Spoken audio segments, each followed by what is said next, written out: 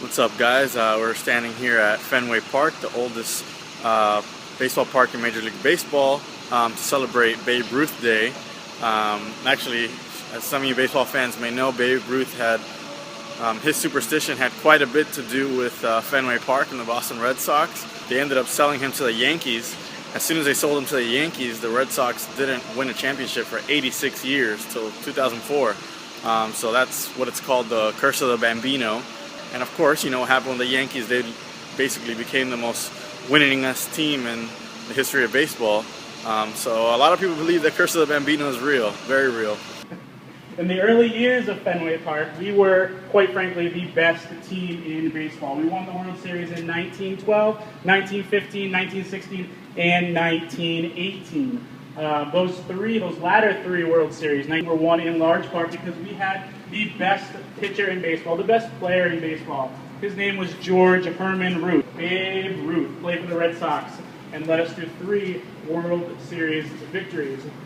Now, following the 1918 season, the Babe decided that he wanted to be an everyday player. He didn't want to just pitch, he wanted to hit home runs. In addition, he also wanted to double his salary.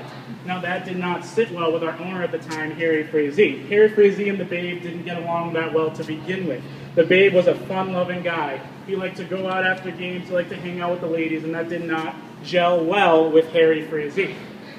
So Frazee decided that he was going to sell Babe Ruth's contract. So he sold Babe Ruth's contract to, anyone want to guess? New York Yankees for about $100,000. Now, it wouldn't be so bad if maybe he invested some of that money into Fenway Park and into the Red Sox. But Harry Frazee's first true love was Broadway theater. So he took that money and he invested it in a play called All My Lady Friends, which years later became a musical called No, No, No, Neck. Anyone ever heard of that play or that musical? Maybe one or two? How many of you have heard Babe Ruth? Okay, so not quite a fair exchange. It's funny, I just came out of the Fenway Park tour and it talked about Babe Ruth, it talked about all the positives, but I think there's still a little bit of superstition. It talked about the curse of the Bambino, so he completely avoided it. But, you know, either way, in 2004, the Red Sox were playing the Yankees in the ALCS. They were down 3 games to 0, and they were the first team in baseball history to come back from that kind of deficit, win 4 games in a row, and then sweep the Cardinals in the World Series. And the fact that they broke the curse of the Bambino against the Yankees was a bit of poetic justice, so that was a nice moment in sports history. The Green Monster. I don't know if you want to throw in your Boston accent. It's the Green Monster. Now, that was installed in 1934. It is 37 feet 2 inches high. It wasn't always there. There used to be just a 2-foot-high fence.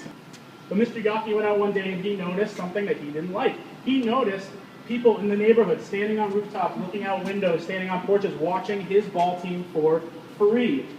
Mr. Yockey was a very conservative businessman, and he did not want people watching his team for free. Come over here, look at that red seat and a sea of green seats.